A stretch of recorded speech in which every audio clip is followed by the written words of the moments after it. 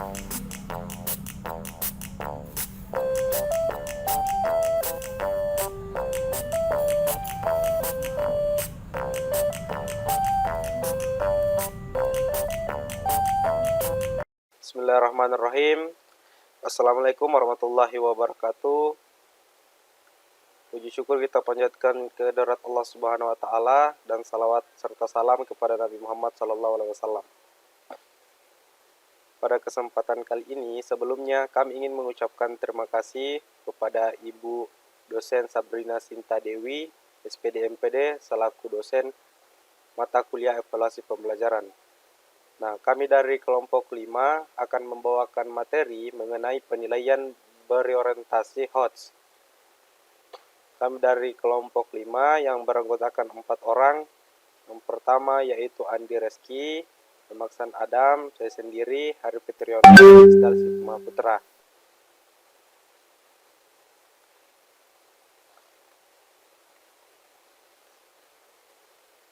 Nah, yang pertama yaitu pengertian penilaian HOTS atau Higher Order Thinking Skill.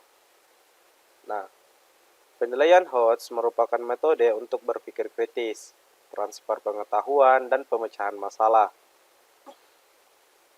HOTS atau kemampuan berpikir tingkat tinggi diperlukan untuk mengelola informasi yang diperoleh dengan melibatkan proses berpikir yang kreatif, kritis, pada ranah kognitif, serta menghadapi suatu situasi masalah tertentu yang membutuhkan suatu penyelesaian.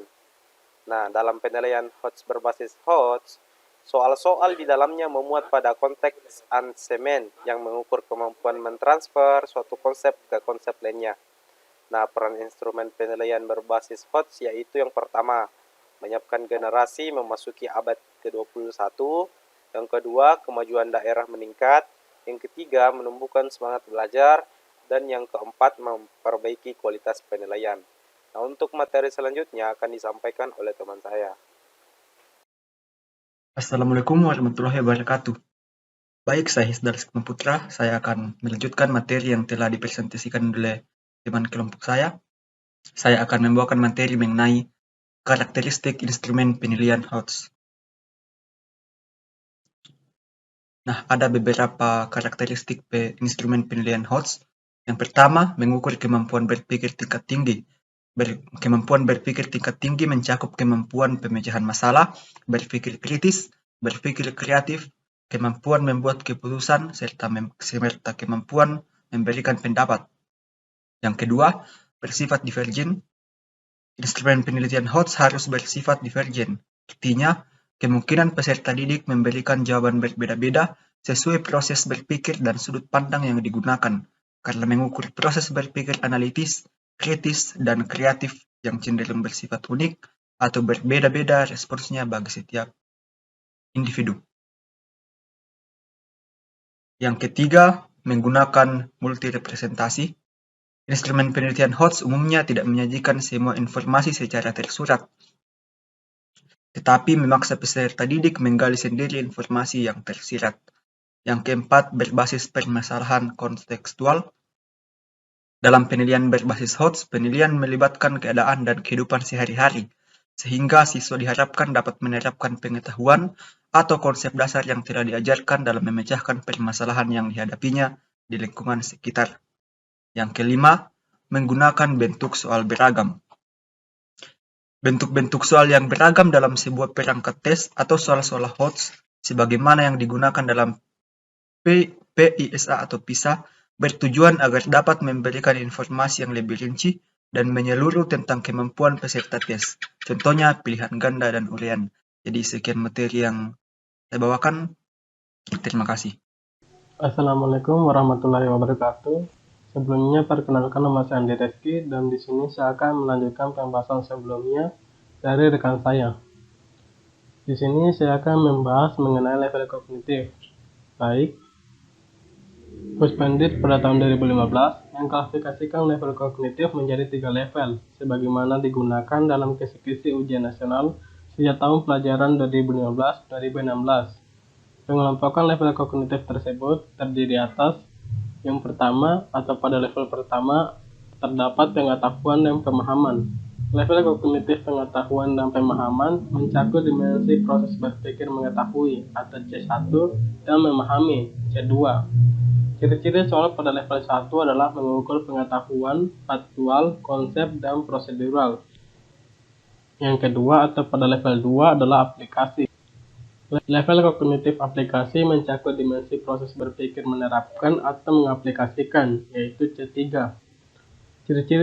Ciri-ciri soal pada level 2 adalah yang pertama, menggunakan pengetahuan faktual, konseptual, dan prosedural tertentu pada konsep lain dalam mapel yang sama atau mapel lainnya.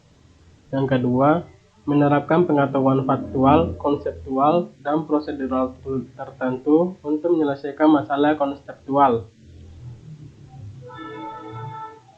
Yang ketiga atau pada level 3 terdapat penalaran.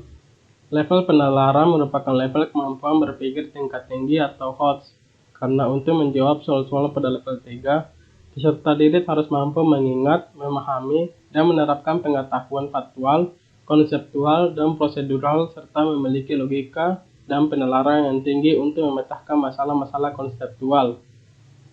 Level penalaran mencakup dimensi proses berpikir menganalisis, yaitu C4, mengevaluasi, C5, dan mengkreasi, atau C6. Sekian dari saya, pembahasan selanjutnya akan dilanjutkan oleh rekan saya. Terima kasih. Terima kasih atas kesempatan yang diberikan. Nah, di sini saya akan membahas tentang soal HOTS atau High Order Thinking. Nah, adapun karakteristik soal-soal yang termasuk HOTS sebagai berikut. Yang pertama yaitu mengukur kemampuan berpikir tingkat tinggi. Yang kedua berbasis permasalahan kontekstual. Adapun ciri-ciri asesmen kontekstual yaitu yang pertama, peserta didik mengkonstruksi responsnya sendiri, bukan sekedar memilih jawaban yang tersedia. Yang kedua, menjadikan tugas-tugas sebagai tantangan yang dihadapkan dalam dunia nyata. Yang ketiga, tugas-tugas yang diberikan tidak hanya memiliki satu jawaban yang benar, tetapi memungkinkan banyak jawaban. Selanjutnya, karakteristik yang ketiga yaitu menggunakan bentuk soal beragam seperti pilihan berganda dan esai atau uraian. Nah, pilihan berganda merupakan tes yang digunakan guru yang di dalamnya terdiri dari pilihan dengan memberikan tanda silang pada jawaban yang benar. Yang kedua yaitu esai, yang merupakan tes yang menghendaki peserta untuk mengorganisasikan, merumuskan, dan mengemukakan sifat logika ilmiah, yang artinya peserta didik tidak memilih jawaban, tetapi memberikan jawaban dengan kata-kata sendiri. Nah, berikut contoh soal HOTS. Nah, di ini saya memberikan contoh soal HOTS yang bersifat pilihan ganda. Nah, depan soalnya yaitu Anda merupakan seorang pegawai junior di sebuah perusahaan swasta pada era saat ini. Setiap perusahaan diharuskan mengubah sistem kerja yang semula jarang menggunakan IT menjadi menerapkan IT di setiap bidang, termasuk perusahaan Anda. Namun, para pegawai senior yang sudah nyaman dan terbiasa masih tetap menggunakan non-IT dalam pelaksanaan kerja, meskipun pimpinan perusahaan sudah menginstruksikannya. Bagaimana tindakan Anda? Nah, di sini kita akan memilih jawaban yang benar yang telah disediakan. Ada 5 poin yang telah disediakan, yaitu yang pertama, Anda sangat berharap para pegawai senior mulai menggunakan IT agar pelaksanaan kerja menjadi lebih optimal.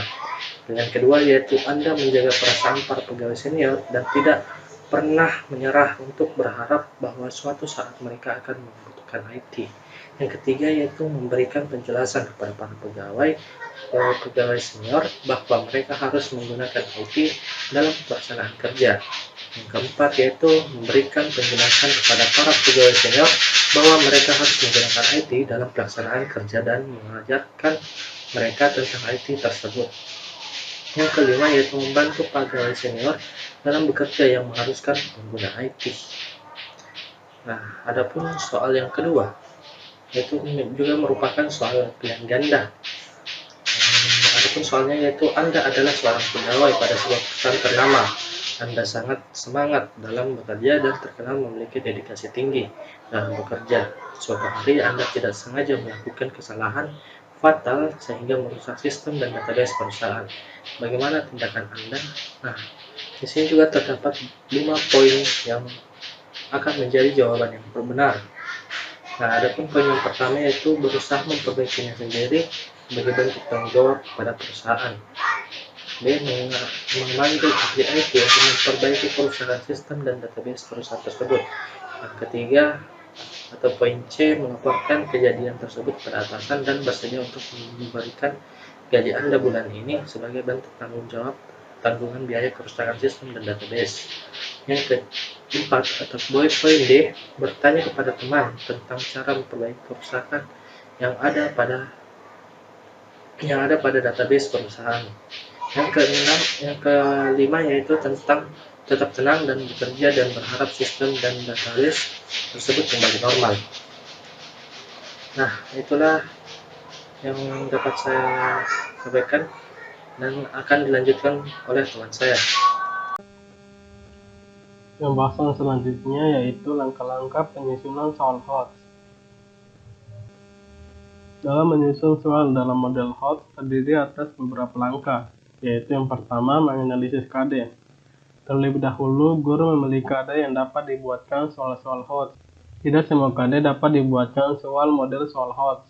Guru-guru secara mandiri atau melalui forum MGMP dapat melakukan analisis terhadap KD yang dapat dibuatkan soal-soal HOTS. Langkah kedua yaitu menyusun kisi-kisi soal.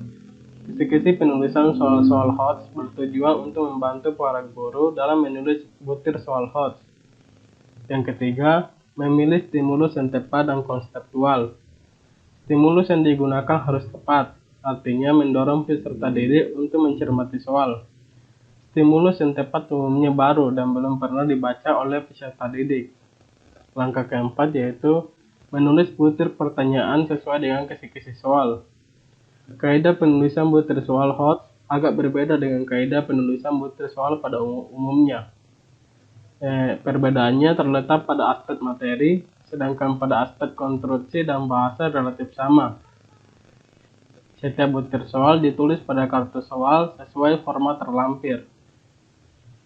Dan langkah yang terakhir yaitu membuat pedoman penskoran atau rubrik atau kunci jawaban. Pedoman penskoran dibuat untuk bentuk soal uraian, sedangkan kunci jawaban dibuat untuk bentuk soal pilihan ganda atau pilihan ganda kompleks, yang jawabannya terdiri atas benar atau salah dan ya atau tidak. Nah, sebagai kesimpulan pada materi penilaian berorientasi HOTS, yaitu HOTS atau Higher Order Thinking Skill adalah kemampuan berpikir kritis, logis, reflektif, metakognitif, dan berpikir kreatif yang merupakan kemampuan berpikir tingkat tinggi. Karakteristik berikut berpikir order tinggi menurut Lauren Resnick, non-algoritmik, kompleks beberapa solusi, bernuansa penilaian dan interpretasi, beberapa kriteria, ketidakpastian, swaregulasi, melaksanakan makna. Nah, dalam meningkatkan kemampuan berpikir tinggi siswa, maka guru harus memfasilitasi siswa untuk menjadi pemikir dan pemecah masalah yang lebih baik, yaitu dengan cara memberikan suatu masalah yang memungkinkan siswa untuk menggunakan kemampuan berpikir tingkat tinggi. Masalah yang dimaksud di sini yaitu soal yang dibuat oleh guru dan siswa dapat menafsirkan solusi dari soal tersebut. Nah, mungkin cukup sekian kelompok dari kami. Mohon maaf jika masih banyak kekurangan. Assalamualaikum warahmatullahi wabarakatuh.